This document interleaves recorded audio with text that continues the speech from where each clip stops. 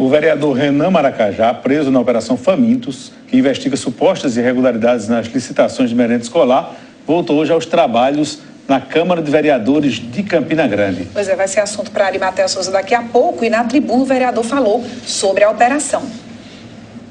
Depois de passar 29 dias preso e ser denunciado pelo Ministério Público Federal sob a acusação de envolvimento em um esquema de fraudes em licitações na merenda escolar de Campina Grande, o vereador Renan Maracajá voltou a participar das sessões no plenário da Câmara Municipal.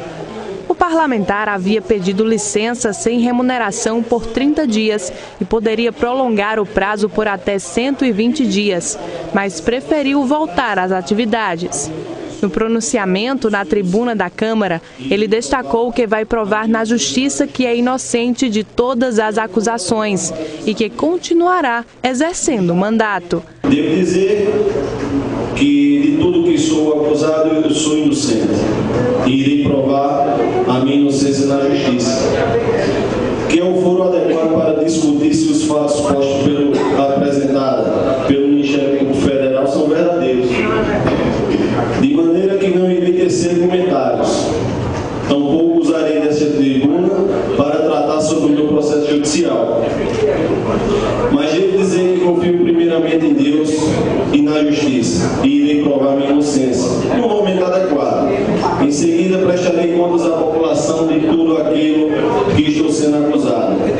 Quero informar em respeito às instituições judiciais que estou de cabeça erguida para responder a todos os fatos do processo. Muito bem, ainda sobre esse retorno do vereador Renan Maracajá ao plenário da Câmara, Arimatea Souza, como é que fica a atuação do parlamentar, a atuação parlamentar do caso do vereador, daqui para frente? Boa noite. Boa noite, Cheta, Mônica, boa noite, telespectador. Olha, a princípio, a atuação parlamentar dele fica comprometida, inegavelmente. É bom lembrar que o vereador fazia parte, ou faz parte ainda formalmente, digamos assim, da CPI dos combustíveis, por exemplo.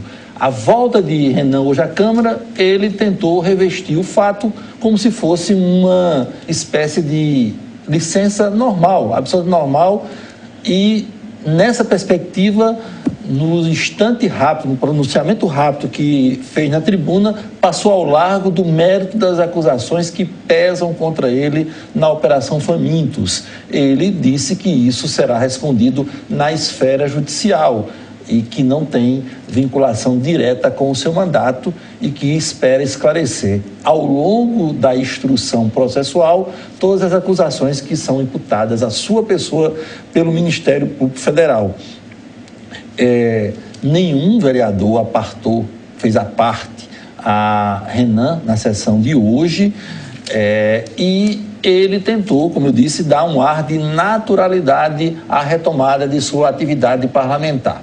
O que chamou a atenção mesmo foi pelo menos a aparente frieza do vereador no seu recontato com o povo através da Câmara Municipal de Campina Grande em sua tribuna. Parece que também não estava muito disposto a dar entrevistas, não, né?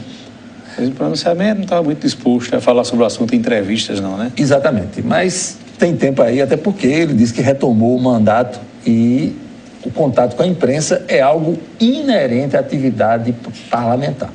Ari, no contexto estadual e em questões partidárias, parece que aquele pessoal que age como bombeiros já está desistindo de atuar na crise do PSB da Paraíba, né? Pois é, e um desses bombeiros ilustres é o senador veneziano Vital do Rego. Ele me disse hoje que praticamente paralisou as gestões e as ponderações na perspectiva de tentar reagrupar o PSB no Estado, nas figuras do governador João Azevedo e Ricardo Coutinho. Na avaliação do senador, essas tratativas, os desdobramentos dessa crise do Partido Socialista chegaram a um ponto em que somente os dois protagonistas de primeiro nível dessa crise, João Azevedo e Ricardo Coutinho, são quem podem dar gestos concretos, passos à frente no sentido de se buscar uma solução consensual. Os demais protagonistas, interlocutores, já chegaram aonde poderiam chegar na tentativa de abrandar, de amainar essa crise no PSB. Agora depende, digamos, dos cardeais do PSB. E parece que os cardeais não estão dispostos a, pelo menos, sentar à mesa e rediscutir essa relação. É um feriadão aí, né? Uma boa oportunidade para eles, de repente, sentarem à mesa, né? E se resolverem. Mas tá difícil, né?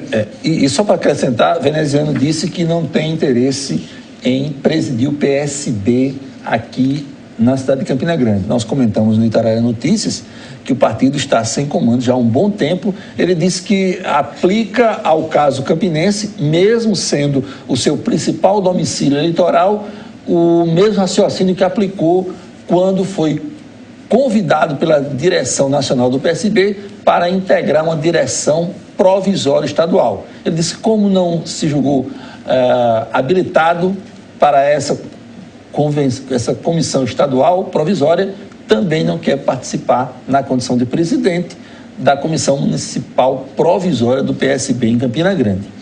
Muito bem. Olha, o Ideia Livre de hoje será temático. Há um ano das eleições, especialistas vão debater o período pré-eleitoral. O atual quadro sucessório está no centro do debate. O Ideia Livre começa às 10h15 da noite, depois do Jornal da Cultura.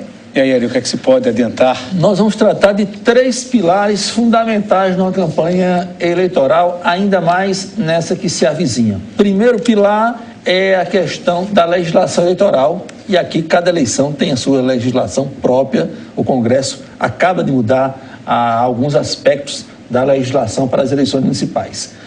A segunda perspectiva é no sentido da abordagem na angulação dos cientistas políticos. Como os cientistas estão avaliando essa eleição que se chama eleição solteira, né? A eleição municipal é chamada de eleição solteira, e o reflexo da conjuntura política e econômica nacional que se projetam para essa eleição municipal do ano que vem. E o outro aspecto é o aspecto do marketing, o marketing eleitoral, que deverá ser novamente muito utilizado nas eleições municipais, com um aspecto que vai requerer criatividade adicional.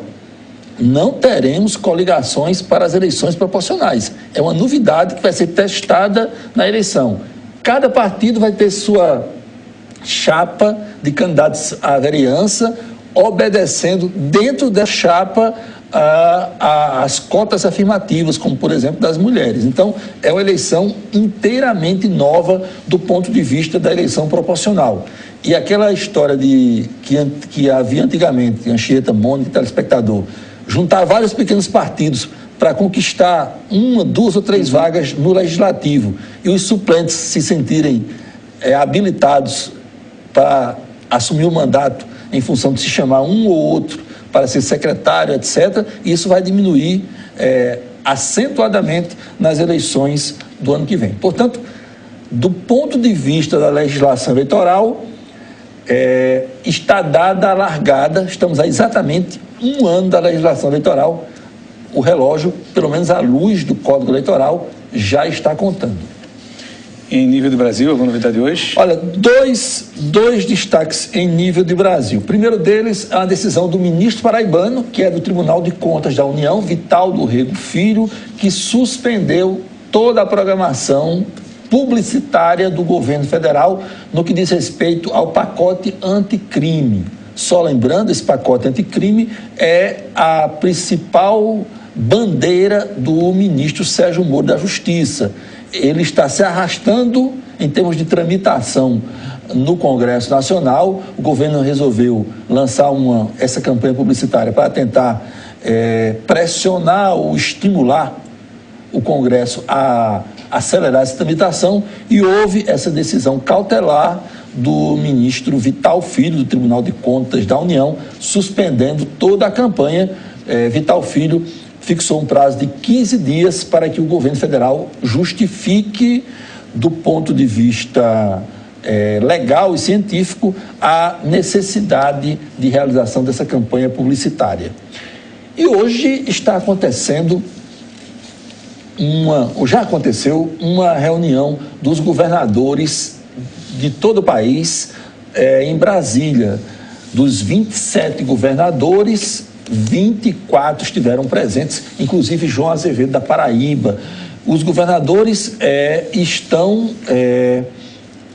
usando aí os seus parlamentares para tentar apressar o que se chama de pacto federativo, um novo pacto federativo que visa distribuir melhor os recursos entre o governo central, os estados e os municípios.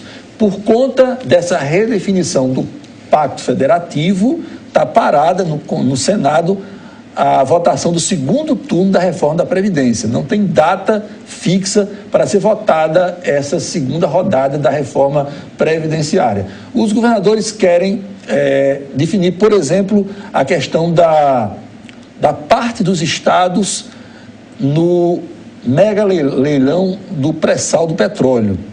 Eles querem uma fatia aí que se discute entre 10% e 15% do produto final. Mas acontece que nem os próprios governadores têm um consenso sobre isso, porque os estados que são produtores de petróleo querem um pedaço maior do que os outros estados. E os estados do Nordeste estão mais ou menos afinados, no sentido de que o dinheiro que vai vir do leilão do petróleo, ele deve ser distribuído de acordo com os critérios que são aplicados regularmente na divisão do Fundo de Participação dos Estados, o famoso FPE. Outra demanda dos governos estaduais é para que o Fundeb, que é o Fundo de Manutenção da Educação do Ensino Fundamental, do Ensino Médio, ele seja tornado permanente e que a contrapartida do governo federal suba de 10%, como acontece atualmente, para 40%. E o governo federal alega que, se fizer o que os governadores estão pedindo, a contrapartida para o Fundeb passar de 10% para 40%, vai tornar inviável a reforma previdenciária, porque o governo calcula que em 10 anos essa majoração na sua contrapartida no Fundeb representaria algo em torno de 880 bilhões de reais. Então, está criado esse impasse e, por enquanto, a reforma da Previdência está parada. Só para fechar, eu dizendo que estão acontecendo reuniões, porque uma delas ainda acontece. É a reunião da bancada da Paraíba no Congresso Nacional. Essa reunião visa definir prioridades da bancada com relação ao orçamento geral da União.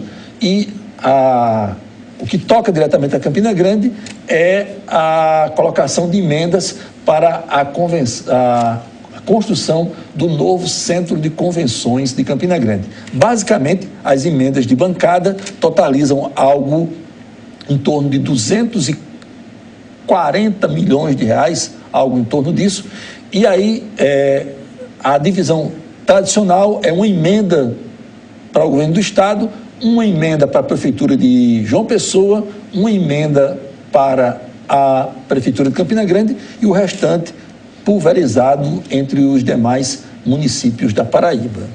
Muito bem, Maté, boa noite. Boa noite.